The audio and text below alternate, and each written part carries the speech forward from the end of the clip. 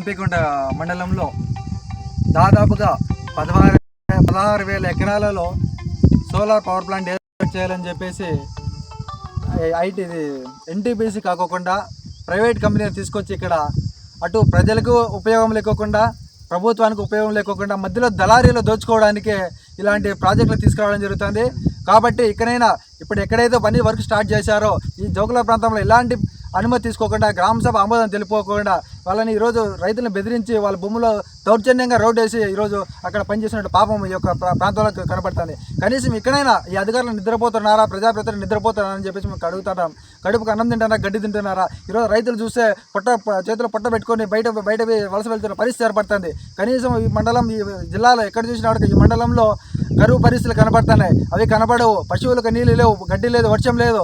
ఇలాంటి పరిస్థితులను పక్కన పెట్టేసి రైతులకు న్యాయం చేసే ప్రజలకు న్యాయం చేయకోకుండా ఇలాంటి ప్రాజెక్టులు తీసుకొచ్చేసి వాళ్ళ దౌర్జన్యంగా వాళ్ళ భూములు వేయడం ఎంతవరకు సమంజసమని ఈ యొక్క అధికారులకి ప్రజలకు తెలియజేస్తున్నాం. అదే రకంగా మొన్నటి వరకు వాళ్ళని రైతులను భయభ్రాంతులకు గురి చేసి మీరు వస్తే రోడ్డు మీదకి వస్తే మీ మీద కేసులు పడతాం, ధర్నాలు చేస్తే కేసులు పడతామని చెప్పేసి వాళ్ళని భయభ్రాంతులు చేసి మొన్నటి వరకు కూడా వాళ్ళని బయటకు రానివ్వకుండా చేయడం జరిగింది. అదే మేము దృష్టిలో పెట్టుకొని రైతు రక్షణ సమితితో మండల వ్యాప్తంగా మేము దాదాపు 6 రోజుల పాటు రైతు యాత్ర చేపట్టిన తర్వాత రైతులందరితో కూడా మాట్లాడి ఇక్కడున్న సమస్యలను కూడా తెలుసుకొని రైతులందరితో కూడా వాళ్ళ వివరాలు తీసుకొని హైకోర్టు కూడా వేయడం జరిగింది. అందులో భాగంగా హైకోర్టు కూడా రైతులకు అనుకూలంగా స్పందిస్తూ తీర్పు కూడా ఇవ్వడం జరిగింది. అదేవిధంగా 2013 భూసేకరణ ప్రకారం ఈ యొక్క ప్రాంతంలో రైతులకు ఖచ్చితంగా న్యాయం చేయాలని చెప్పేసి హైకోర్టు కూడా 2013 భూసేకరణ చట్టం ప్రకారం కూడా తీర్పు ఇవ్వడం జరిగింది. ఆ ఆర్డర్ కాపీ కూడా రేపు కానీ మన్నాడులో కానీ వచ్చి రాబోతుంది. కాబట్టి అంతవరకు కూడా ఈ యొక్క అధికారులు కూడా మేము ఒకటే తెలియజేస్తున్నాం, ఈ రైతుల అనుమతి లేకుండా ఎలాంటి రోడ్లు కానీ ఎలాంటి వర్క్ కూడా చేయదని చెప్పేసి తెలియ ఇదంతా ఇది 5 ఎకరాలు 3 ఎకరాలు వచ్చింది నాయన పట్టాకు. అబద్ధం వేయలేదు. 5 ఎకరాలు చేను అయితే 3 ఎకరాలకు వచ్చింది. అది కూడా గవర్నమెంట్ తెంపుకోవాలని చూస్తాను స్వామి. ఏదో మాకు న్యాయం చేయండి నాయన మీరు. అయినా బుక్కులు ఉన్నా కూడా దీని మీద అట్లే వెళ్ళిపోయారు. బుక్కులు కూడా ఉన్నాయి. బుక్కులు ఉన్నా కూడా ఏం మీ నాయన సొమ్మ అంటారు స్వామి. వీళ్ళు ఏదో మీరు ఆదో తీసుకోపని అంటారు. మీరైతే ఏమో చేసుకోపని.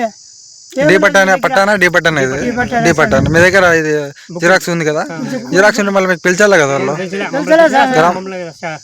సమీక్ష చేయడం మమ్మల్ని వాళ్ళంతా వాళ్ళే చేసుకుంటున్నారు. వాళ్ళంతా వాళ్ళే చేసుకుంటున్నారు. ఇప్పుడు మేము కంప చేస్తున్నారు.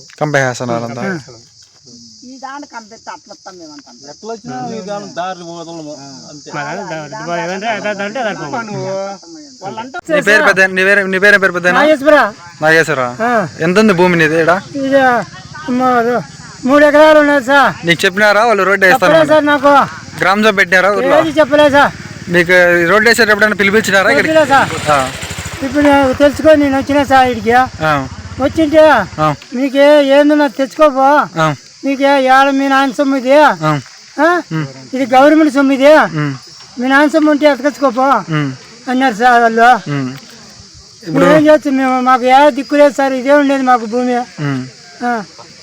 ఏది లేదు సార్ మాకు. ఈ భూమిలోనే మేము ఏదో పంట పెట్టించుకుంటా ఈ జీవాలు మేపుకుంటా ఉన్నాము సార్. అదే జీవాలు కూడా నీళ్ళు లేక మేత లేక అల్లాడుతాను సార్. మేము అన్యాయంగా చేస్తాను సార్. ఇది కూడా లేకుండా మాకు ఏదో తాగేదానికి నీళ్ళు కూడా లేకుండా మేము ఏదో ఇలా బతుకుందామని అనుకుంటే అది కూడా లేకుండా నోటికాడ తీస్తాను స్వామి. ఎట్టో మాకు న్యాయం చేయండి, మీరే న్యాయం చేయండి.